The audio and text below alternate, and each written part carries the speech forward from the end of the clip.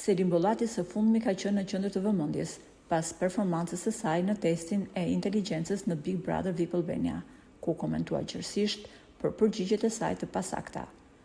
Jo pak veta u shokua nga përgjigjet e Selin se shekulli ka 15 vite. Ajo nuk dinte as sa ngjyra ka ylberi, ndërkohë që duket se konkurrentja e Big Brother VIP nuk ka parë ende ndonjëherë ndonjë dasëm tradicionale shqiptare, kur çifti të ri i hidhet oris për mbarësi dhe mirëqenie. Kur u pyet se çfarë hidhet çifteve të reja në shenjë prosperiteti kur martohen, ajo ju përgjigj: banane. Ky test tregoi se Selin nuk i ka marrëdhëniet shumë të mira me librat dhe shkollën, pasi nuk ka njohuritë më bazike që normalisht i ka një fëmijë 10 vjeçar.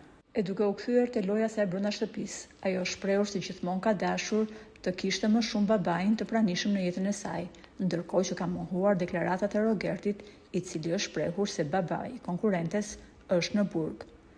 Edhe pse babai Selin e ka kundërshtuar këtë gjë, ai asnjëherë nuk ka reaguar me video, por vetëm me anë të telefonatave që ka bërë me gazetarët. Por ana më interesante e babait të Selin është se ai ka lidhje të jashtëzakonshme me ish-udhëheqësin komunist Enver Hoxha. Në një postim në rrjetet sociale për ditëlindjen e udhëheqësit komunist, ai kishte vendosur fotografinë e Enver Hoxhës si foto profili dhe kishte shkruar: "Sot ka ditëlindjen i madhi, i forti dhe më i bukur i shqiptarëve. Enver Hoxha ndërtoi spitalet, shkollat, thau kornetat dhe vaksinoi popullin e tij që e deshi shumë.